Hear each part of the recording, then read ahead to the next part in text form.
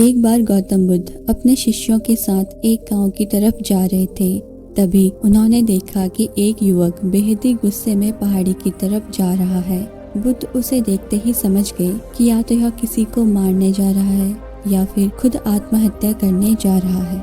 वो युवक जैसे ही पहाड़ी से कूदने जा रहा था, गौतम बुद्ध तुरंत उसका हाथ पकड़कर उसे खींच लेते हैं।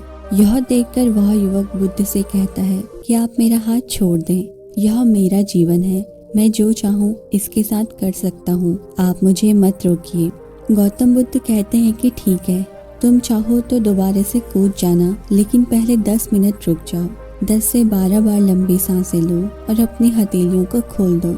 उसके बाद ही मैं तुम्हें दोबारा आत्महत्या करने दूंगा, लेकिन उससे पहले नहीं। वह युवक बोलता है कि आप मुझे बेकार ही इतना परेशान कर रहे हैं, मैं पहले से ही इतना परेशान हूँ, लेकिन अगर आप कहते हैं तो ठीक है, मैं बाहर लंबी लंबी सांसें ले लेता हूँ और अपनी हथेलियाँ खोल देता हूँ, लेकिन उसके बाद आप मुझे आत्महत्या करने से नहीं रोकोगे। उस युवक ने अपनी आंखें बंद की, 10 बार लंबी सांसें ली और अपनी हथेलियों को खोल दिया और फिर धीरे धीरे अपनी आंखें खोली। इस पर महात्मा बुद्ध कहते हैं कि ठीक है, अब तुम जा सकते हो। और वह युवक पहाड़ी की तरफ चला गया।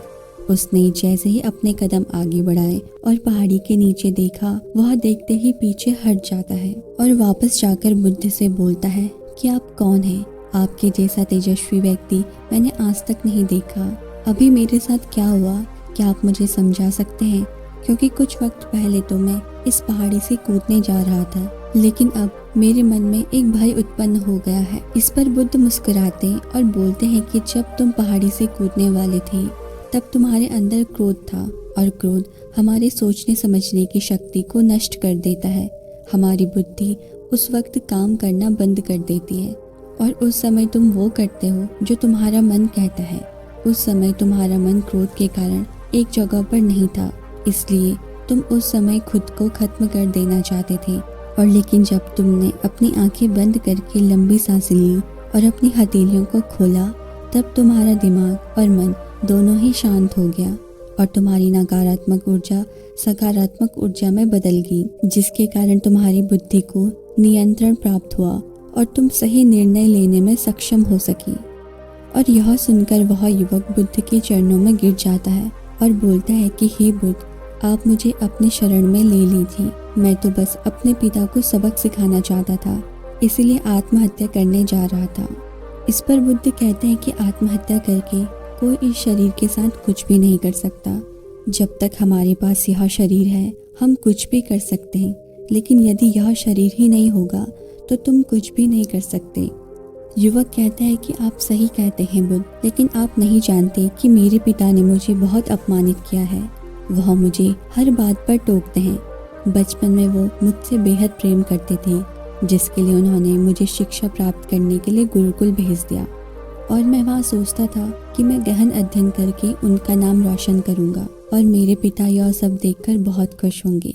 लेकिन जब मैं शिक्षा पूरी करके वापस आया और मैंने अपने पिता को बताया कि मैंने सारे शास्त्र, वेद, उपनिषद कंठस्थ कर लिए हैं और मुझसे बड़ा ज्ञानी और कोई नहीं है, और तब वो खुश होने की जगह मुझसे कहते हैं कि अपने आप को ज़्यादा ज्ञानी होने के भ्रम में मत डालो, ना ही खुद में अहंकार लाओ। लेकिन मैं तो उन्हें दिखाना चाहता था कि मैंने कितना गहन अध्ययन किया है, और तब से मैं बड़े बड़े कार्यक्रमों में जाने लगा। सभी लोग मेरे ज्ञान से बहुत प्रभावित होने लगे।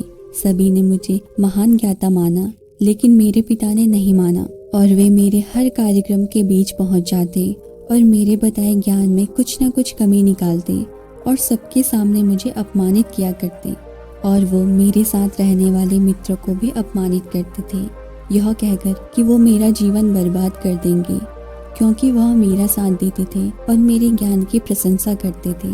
लेकिन मैं समझ नहीं पा रहा था कि आखिर मेरे पिता ऐसा क्यों कर रहे हैं। और तब मेरे मित्रों ने मुझसे कहा, क्योंकि वो शायद मेरे जितना ज्ञान अर्जित ना कर पाए, इसीलिए वो मुझसे ईर्ष्या करते हैं। और एक दिन मेरी उपाधियों के कारण मेरे मित्रों ने मुझे मदिरापान कराया, और यह बात मेरे पिता को पता चल गई, और वो ढूंढते ढूंढते वहाँ पहुँच गए और मुझे वहाँ सबके सामने थप्पड़ मार दिया, और मुझे बहुत अपमानित महसूस हुआ। तब मैंने यह तय किया कि मुझे मेरे पिता को सबक सिखाना है, और इसीलिए मैं यहाँ आत्महत्या करने आ गया, क्योंकि एक पिता के लिए इससे बड़ा सबक क्या होगा कि जब वह अपने बेटे की अर्थी को उठाएंगे तब उन्हें एहसास होगा कि उन्होंने क्या गलती की है। यह सुनकर बुद्ध मुस्कुराए और बोलते हैं कि मुझे एक बात बताओ, जो ज्ञान तुम्हें आत्महत्या करने के लिए प्रेरित करे तो वो ज्ञान किस काम का, वो कहाँ से अच्छा हुआ कि जो तुम्हें एक गलत काम करने से भी नहीं रोक पा रहा है। वह युवक कहता है कि बुद्ध आप सही कहते हैं, अब मैं खुद एक अज्ञानी सा महसूस कर रहा हूँ। आप मुझे अपनी शरण में ले लें और मैं आपसे ही ज्ञान प्राप्त करना चाहता हूँ। बुद्ध कहते हैं कि ठीक है, तुम मेरे साथ 4 दिनों तक रहना और उसके बाद अपने पिता के पास जाना, लेकिन तुम अपने पिता के पास मध्य रात्रि के बाद ही जाना और तब तुम्हें जीवन का सबसे पहला ज्ञान मिलेगा। वो युवक 4 दिनों तक बुद्ध के पास रहता है और उसके अगले दिन अपने पिता के पास चला जाता है। जब मध्य रात्रि को वो अपने घर पहुंचा तो उसने देखा कि उसकी माता बिस्तर पर बहुत बीमार है और युवक के पिता से कहती है कि तुम्हारी सख्ती के कारण आज मेरा बेटा मुझसे दूर है। अगर तुम इतने सख्त नहीं होते तो वह आज घर छोड़कर नहीं जाता। और वह युवक ये सब देख रहा था। वो देखता है कि जिनकी आंख में आज तक आंसू नहीं देखे थे, आज वो नम आंखों के साथ बैठे हैं। और फिर उसके पिता उसकी माँ से कहते हैं कि मैं उसे दुख नहीं देना चाहता था, बस उसके अंदर अहंकार न आए इसीलिए उसे डांटा करता था और जिस वजह से उसकी अंदर की कमियों को वहाँ जाकर बताता था ताकि मुझे सुन कोई और भी उसकी कमी बता सके और उसे अपने ज्ञान पर कभी घमंड न हो, क्योंकि व्यक्ति का अहंकार ही उसे हमेशा ले डूबता है। लेकिन उस भीड़ में मेरे सिवा कोई नहीं होता था जो उसको उसकी गलतियों के बारे में बताए, इसीलिए मैंने तब तय किया कि मैं उसे उसकी गलतियों से अवगत कराऊंगा।